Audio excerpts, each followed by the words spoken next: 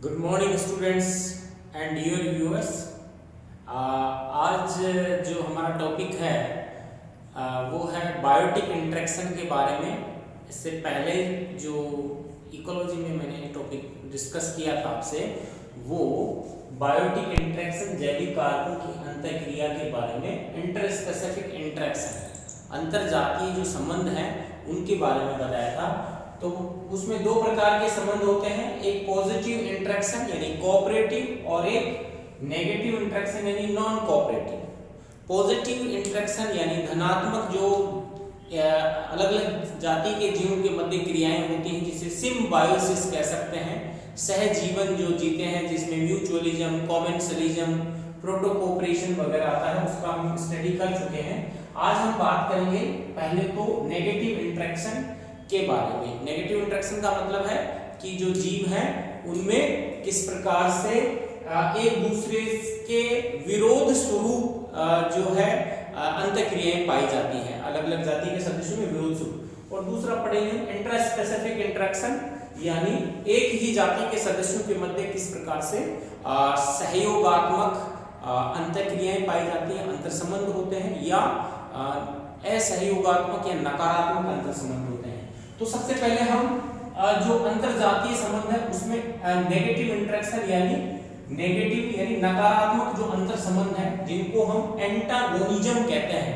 Antagonism का मतलब होता है यहाँ पे कि जाति के सदस्यों के मध्य एक दूसरे के मध्य क्या होता है, वो होता है विरोध होता है या नुकसान होता है। एक जाति का सदस्य दूसरी जाति के सदस्यों को नुकसान पहुंचाता है, हानि पहुंचाता है, या इसमें एक को फायदा हो सकता है और एक को नुकसान हो सकता है, या एक को है वो कोई फर्क नहीं पड़ता, लेकिन दूसरे को क्या होता है, फायदा होता है, और एक में दोनों को नुकसान होता है। तो इसमें ज्यादातर ये दो चीजें हैं, वो एक को फायदा होता है, एक को नुकसान, या दोनों जाति के सदस्यों को नुकसान होता है।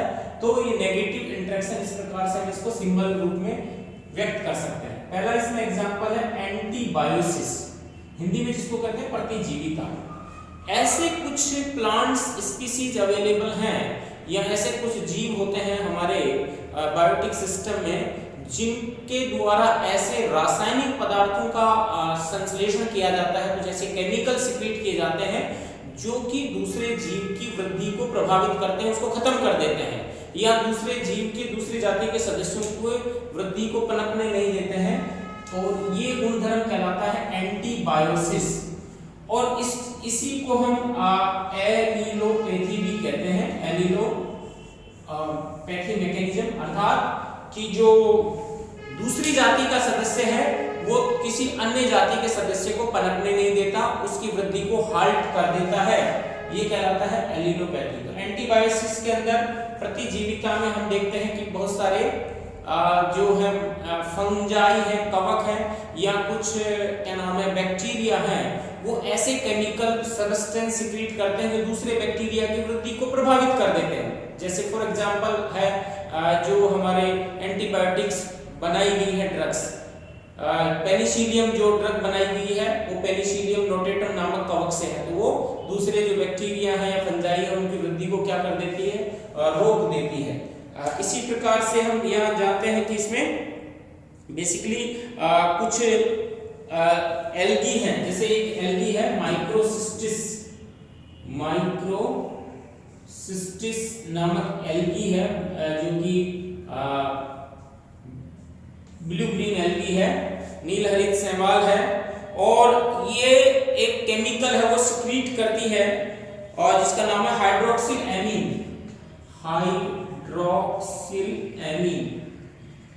और इस केमिकल के कारण जो है उस तालाब में, जहां पे उस झील में या नदी में जहां पे एल्गी होती है माइक्रोसिस्टिस, वहां पे अन्य जो जीव हैं वो जीवित नहीं रह पाते हैं। ये एक जहरीला पदार्थ है, इसके कारण वहां की मछलियां भी मर जाती हैं, और इसी क्रिया को हम एल्गल, फिर वहां पे ब्लूम पैदा होते हैं, यानी वहां पे मेथेन गैस का प्रोडक्शन ज्यादा होने लग जाता है। तो हाइड्रोक्सिल एमीन केमिकल है वो एक प्रकार का एंटीबायोसिस केमिकल है। इसी प्रकार जो मैंने भी बताया विभिन्न प्रकार की एंटीबायोटिक जो ड्रग्स बनाई जाती हैं वो भी इसी का एग्जाम्पल है, जो कि एक बैक्टीरिया या फंजाई के द्वारा बनाई जाती हैं। पेनिसिलियम नोटेटम मैंने भी बताया आपको, पेनिसिलियम नोटेटम जो फंजाई है उसके द्वारा पेनिसिलिन नामक जो केमिकल है वो किसको, दूसरे जो बैक्टीरिया हैं उनकी ग्रोथ को क्या कर देता है, रोक देता है, हाल्ट कर देता है। इसी प्रकार बहुत सारे पौधे होते हैं जो दूसरे पौधे की वृद्धि को रोक देते हैं, जैसे कि ये जो विलायती बबूल है, ये विलायती बबूल सामान्य अन्य पौधों की वृद्धि को रोक देती है। ठीक है, तो ये भी एक एलेलोपैथिक एग्जांपल है। गाजर घास है जिसको हम कांग्रेस घास या पार्थेनियम कहते हैं, पार्थेनियम जिसको कह सकते हैं, वो भी एंटीबायोसिस का एग्जांपल है। दूसरा आता है हमारा प्रीडेशन। प्रीडेशन भी एक नेगेटिव इंटरेक्शन है। प्रीडेशन को हिंदी में कहते हैं परभक्षण, अर्थात एक जीव जो है वो प्रे होता है और दूसरा होता है प्रीडेटर। तो प्रे और प्रीडेटर के बीच में जो रिलेशनशिप होती है वो कहलाती है प्रीडेशन। ठीक है, तो हमेशा प्रे है वो शिकार बनता है, यानी वो एक जाति है उसको खाया जाता है। प्रे का मतलब यहाँ पे क्या है, शिकार जो है, जैसे जंगल में हिरण है वो एक प्रे है, और जो शेर है, टाइगर है, वो एक प्रीडेटर है जिसको कि वो उसको खाता है। तो प्रे प्रीडेशन जो है वो भी जीवों में पाया जाता है, जिसमें एक को फायदा होता है और एक को अपने जीवन से हाथ धोना पड़ता है। एक नेगेटिव इंटरेक्शन होता है एक के लिए ये सकारात्मक या पॉजिटिव इंटरेक्शन होता है। तीसरा इसमें प्रकार होता है वो है पैरासिटिज्म, यानी परजीविता। परजीविता का मतलब यहाँ पे है कि कोई भी होस्ट है, होस्ट के ऊपर पैरासाइट है वो पाए जाते हैं। तो पैरासाइट ये है, इसको फायदा होता है, और होस्ट है उसको नुकसान भी हो सकता है या फिर उसको कोई नुकसान नहीं भी हो सकता। तो दोनों प्रकार की क्रियाएं होती हैं यहाँ पे। पैरासाइट्स परजीवी, परजीवी क्या होते हैं, बाह्य परजीवी के रूप में या अंतर परजीवी के रूप में किसी न किसी जीव के शरीर पे रहते हैं, तो वो क्या कहलाते हैं, होस्ट होते हैं। अमरबेल है वो एक पैरासिटिज्म का एग्जांपल है। कस्कुटा जिसको अमरबेल कहते हैं, वो किसी दूसरे पेड़ के ऊपर रहती है और उस पर अपना जीवन यापन करती है, तो ये पैरासिटिज्म हो गया। एक्टो एंड एंडो पैरासिटिज्म इसमें देखने को हमको मिलता है, राइट। इसी प्रकार हमारे शरीर के ऊपर बहुत सारे अंदर बॉडी के अंदर जो है हेलमिंथीज हैं, जैसे आपका टीनिया सोडियम हो गया, कुछ जीवों में ये हो गया फीताकृमि, यकृतकृमि, लीवर फ्लूइड हो गया, तो ये एंडोपैरासाइट्स होते हैं। अच्छा, कुछ में हाइपर पैरासिटिज्म भी देखने को मिलता है कि एक जीव पैरासाइट के ऊपर बहुत सारे अन्य छोटे छोटे और भी पैरासाइट्स होते हैं, तो वो कहलाता है हाइपर पैरासिटिज्म, पैरासाइट के ऊपर भी। और दूसरा परजीवी होते हैं, जैसे कुछ प्रोटोजोवन है, कुछ हेलमिंथीज है, ये जो पैरासाइट है, उनकी बॉडी के अंदर यदि कोई माइक्रो ऑर्गेनिज्म, कुछ बैक्टीरिया यदि पाए जाते हैं, जीवन पे रहते हैं, तो वो हाइपर पैरासाइट कहलाते हैं, और ये कहलाता है पैरासिटिज्म। नेक्स्ट आता है हमारा कंपटीशन, प्रतिस्पर्धा।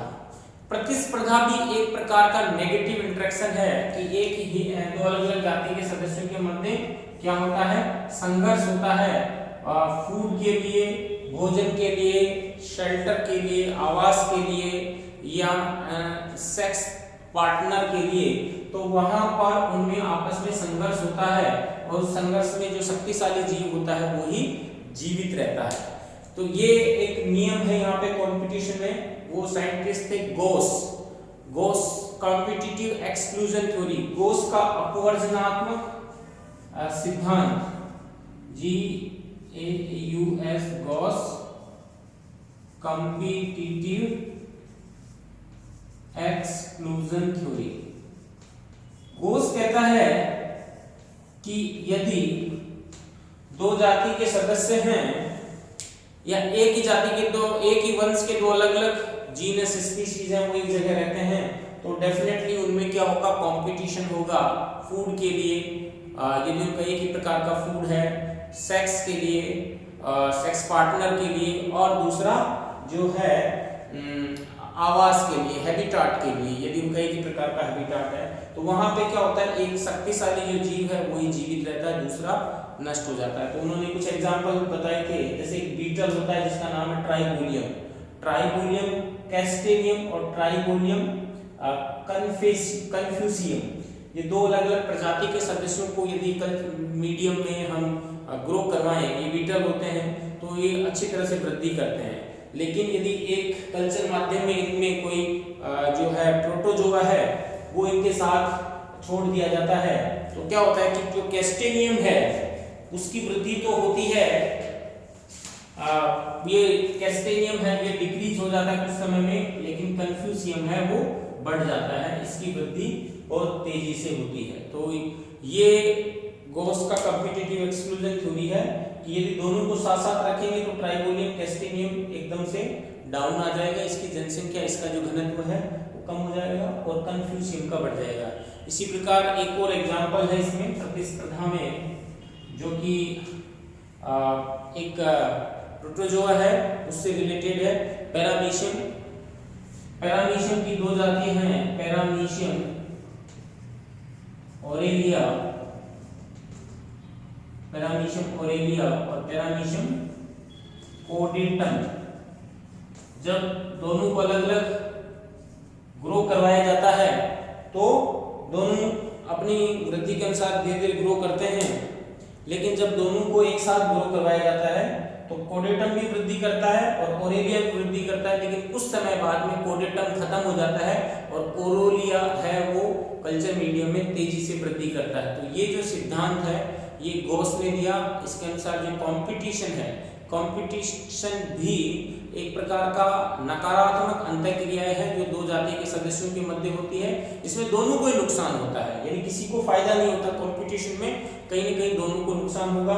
फूड, शेल्टर और सेक्स के लिए जो भी कंपटीशन होगा डेफिनेटली, तो उसमें एक जाति दूसरी जाति को रिप्लेस कर देती है, या तो उनके निकेत अलग अलग हो जाए, या तो उनके क्षेत्र अलग अलग हो जाए, उनकी फूड हैबिट अलग अलग हो जाए, उनकी जो आवास है वो डिफरेंट हो जाए, और उनमें तब तो वो जिंदा रह पाते हैं, वरना एक जगह रहने पे यदि उनमें लिमिटेड उनके पास सोर्सेज हैं भोजन के, आवास के, तो एक प्रजाति दूसरी प्रजाति को क्या करती है, खत्म कर देती है। ये कहलाता है कंपटीशन।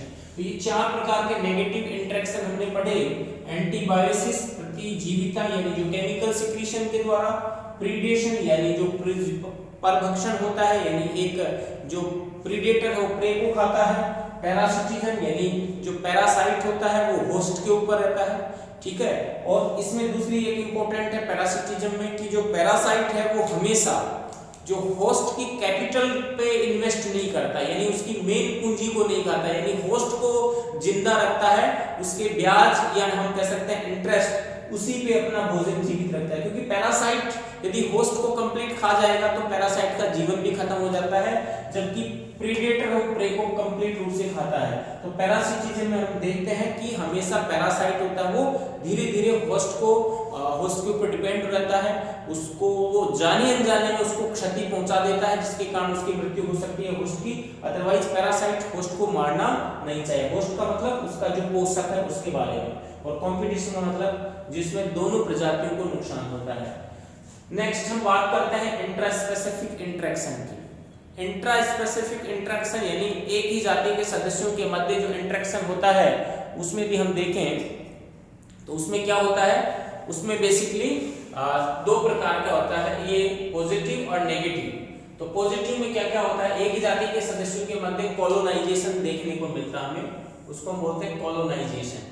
तो कॉलोनाइजेशन में क्या होता है, कॉलोनाइजेशन में कॉलोनी जो होती है, एक ही जाति के सदस्य आपस में एक समूह बना करके रहते हैं, कॉलोनी बनाते हैं, और कॉलोनी से उनको सुरक्षा हो जाती है। देखिए प्रोटोजोआ थे वो एकल जीव थे, जनरली समुद्र में रहते हैं या पानी में उनका उद्भव हुआ था, लेकिन धीरे धीरे उनमें जब कोशिकाएं एक साथ एग्रीगेट होने लगी तो स्पंज का विकास हुआ। स्पंज क्या था, जिसमें डिवीजन ऑफ लेबर हो गया सेल के अंदर, श्रम कोशिकीय श्रम विभाजन जिसको कहते हैं, वो कोशिकाओं में धीरे धीरे शुरू होता है। तो उससे स्पॉन्ज या पोरिफेरा जो वर्ग है, जो क्लास है, पोरिफेरा का जो संघ जिसको हम कह सकते हैं संघ है, उसकी क्या होती है, उत्पत्ति होती है, फाइलम की उत्पत्ति होती है। वो क्यों हुआ, वो कॉलोनाइजेशन के कारण ही हुआ। अर्थात कॉलोनाइजेशन जैव विकास में भी इम्पोर्टेंट रोल प्ले करता है, इवोल्यूशन में भी रोल प्ले करता है। नेक्स्ट आता है एग्रीगेशन। एग्रीगेशन का मतलब होता है समूह। एक ही प्रकार के जीव हैं वो एक जगह इकट्ठा होते हैं, एग्रीगेट होते हैं। अब एग्रीगेशन किस रूप में हो सकता है? एग्रीगेशन है वो बेसिकली उनके सुरक्षा के लिए, जीवों की सुरक्षा के रूप में हो सकता है। हीट प्रोडक्शन के लिए भी एग्रीगेशन कुछ जीवों में देखने को मिलता है, चाहे वो पक्षी हो, चाहे वो मेमल्स हो, या कुछ इंसेक्ट्स में भी हम देखते हैं कि बहुत जगह एक जगह इकट्ठा हो जाते हैं, एग्रीगेशन होते हैं। और दुश्मन से बचने के लिए या दुश्मन पे अटैक करने के लिए, दुश्मन से बचने के लिए जैसे हम देखते हैं जो विल्ड बिस्ट हैं, जंगली भैंसे हैं, या जो फॉरेस्ट के अंदर जो शाकाहारी जीव हैं वो प्रीडेटर से बचने के लिए समूह में एक जगह इकट्ठे रहते हैं, अपने छोटे बच्चों को पास रखते हैं। तो ये एक प्रकार का एग्रीगेशन है, समूहीकरण है, जिसके कारण वो अपनी जान बचा पाते हैं, अपने यंग वंस को बचा पाते हैं। तीसरा जो है इसमें वो है सोसाइटी फॉर्मेशन। बहुत सारे जीव हैं वो निवह में रहते हैं, कॉलोनी में रहते हैं। ये कॉलोनाइजेशन अलग है, यहाँ पे सोसाइटी की बात कर रहा हूँ कि वो उनमें एक डेफिनेटली डिवीजन ऑफ लेबर पाया जाता है, श्रम का विभाजन होता है। जैसे मधुमक्खियां हैं, एक सामाजिक प्रकार के जीव हैं। इसी प्रकार लॉयन की फैमिली है जिसको हम प्राइड कहते हैं। इसी प्रकार वुल्फ का जो है पैक होता है, भेड़ियों का समूह होता है। तो ये एक सोसाइटी होती है। मधुमक्खी एक सामाजिक कीट जिसको हम कहते हैं, जिसके अंदर रानी मधुमक्खी होती है, जिसके अंदर वर्कर्स होते हैं, जिसके अंदर ड्रोन्स होते हैं। तो उनका सबका अलग अलग काम होता है, सब अपने अपने काम करते हैं और एक सोसाइटी को मेंटेन रखते हैं, अपनी सोसाइटी को मेंटेन रखते हैं। ये भी एक प्रकार का इंटरस्पेसिफिक इंटरेक्शन होता है। हालांकि जो मछलियां हैं वो एक ग्रुप में चलती हैं, पक्षियों का एक फ्लोक होता है, वो एग्जाम्पल मैं कहूँगा यहाँ पे कोलोनाइजेशन है, क्योंकि वो कॉलोनी का फॉर्मेशन हो जाता है वहाँ पे। चौथा जो कहलाता है वो है पेरेंटल केयर, पैतृक रक्षण। बहुत सारे जीव ऐसे हैं जिनमें क्या पाया जाता है? पैतृक रक्षण पाया जाता है, पेरेंटल केयर पाया जाता है। स्पेशली वे जीव जो कम संख्या में संतान उत्पत्ति पैदा करते हैं, यानी अपना ऑफस्प्रिंग पैदा करते हैं, उनमें अपनी संतान को बचाने के लिए क्या पाया जाता है? पेरेंट्स के द्वारा उनकी देखभाल की जाती है, उनकी नर्चरिंग की जाती है, उनको पोषण दिया जाता है। और जो बर्ड्स होते हैं और जो मेमल्स होते हैं उनमें पेरेंटल केयर बहुत ज़्यादा देखने को मिलता है। तो पेरेंटल केयर भी एक प्रकार का इंट्रास्पेसिफिक इंटरेक्शन है, यानी वो जैसे मदर है बच्चे को फीडिंग करवा के पेरेंटल केयर कर रही है, या जो मेल है, फादर है, वो बच्चे को प्रीडेटर से बचा रहा है, दुश्मनों से बचा रहा है, या उसके लिए जो है वो फूड लेके आ रहा है। ठीक है, तो ये सारी चीज़ें हैं वो पेरेंटल केयर का पार्ट होती हैं। और ये एक प्रकार का इंट्रा स्पेसिफिक इंटरेक्शन यानी पॉजिटिव इंटरेक्शन होता है। एक ही जाति के सदस्यों के मध्य पाए जाने वाले ये पॉजिटिव यानी सकारात्मक अंतःक्रियाएं हैं, पॉजिटिव इंटरेक्शन होते हैं। एक ही कोलोनाइजेशन, एग्रीगेशन, सोसाइटी और पेरेंटल केयर। अब बात करते हैं इसमें नेगेटिव इंटरेक्शन भी होता है क्या? ऑब्वियसली होता है। एक ही जाति के सदस्य होते हैं, उनमें कंपटीशन तो होता ही है। Competition for food, competition for shelter, competition for mating partner, choosing mating partner या सेक्स के लिए। और एक साथ साथ डेफिनेट हॉस्टिलिटी भी पाई जाती है। कुछ ऐसे जीव होते हैं जो अपनी जाति के सहोदरों को मारने का प्रयास करते हैं या उनको खा जाते हैं, वो डेफिनेट हॉस्टिलिटी कहलाती है। यानी सीमित शत्रुता कुछ जातियों में देखने को मिलती है। जैसे जो स्नेक होते हैं वो अपने ही अंडों को खा जाते हैं, अपने बच्चों को खा जाते हैं, राइट। और स्कॉर्पियन होता है, बिच्छू होता है, वो भी क्या होता है जब भूख लगती है तो अपने बच्चों को खा जाता है। मेमल्स में भी कुछ जो है जो फीमेल हैं, जैसे चाहे डॉग हो, कैट हो, वो कई बार अपने ही बच्चों को खा जाती हैं जब भूखी होती हैं। और इसके अलावा जो टाइगर फैमिली होती हैं या लॉइन फैमिली होती हैं, वो भी क्या होता है कि वो अपने ही जाति के सदस्य हैं, छोटे यंग वंस होते हैं, उनको मार देते हैं। ठीक है, उनको मारने की उनमें प्रवृत्ति पाई जाती है। उस क्रिया को बोलते हैं डेफिनेट हॉस्टिलिटी। हॉस्टिलिटी का मतलब यहाँ हॉस्टाइल से है। हॉस्टाइल का मतलब शत्रुता, तो उनमें अपने ही जाति के सदस्यों के प्रति क्या पाई जाती है? शत्रुता पाई जाती है, लेकिन वो सीमित होती है, वो विस्तार से नहीं होती। तो ये कहलाता है बायोटिक इंटरेक्शन, जो दो प्रकार का हो बताया मैंने, इंट्रास्पेसिफिक इंटरेक्शन और इंटरस्पेसिफिक, अंतरजातीय, दो अलग अलग जाति के सदस्यों के मध्य और एक ही जाति के सदस्यों के मध्य। एक जाति के सदस्यों के मध्य कॉलोनाइजेशन, एग्रीगेशन, सोसाइटी फॉर्मेशन और पेरेंटल केयर, ये चार जो टाइप्स हैं ये पॉजिटिव इंटरेक्शन है। और कंपटीशन जो है और डेफिनेट हॉस्टिलिटी, ये दो जो हैं वो नेगेटिव इंटरेक्शन का एग्जांपल है। ठीक है, और यहाँ नेगेटिव इंटरेक्शन में हम अलग अलग जाति के सदस्यों के मध्य एंटीबायोसिस देखते हैं, प्रेडेशन देखते हैं, पैरासिटिज्म देखते हैं और कंपटीशन देखते हैं। प्रतिजीविता, परभक्षण, परजीविता और प्रतिस्पर्धा, जिसके मैंने अभी आपको एग्जांपल समझाए थे। ये था हमारा बायोटिक इंटरेक्शन, जो कि इकोलॉजी का इंपॉर्टेंट पार्ट है। तो आज के लिए इतना ही। Thank you very much.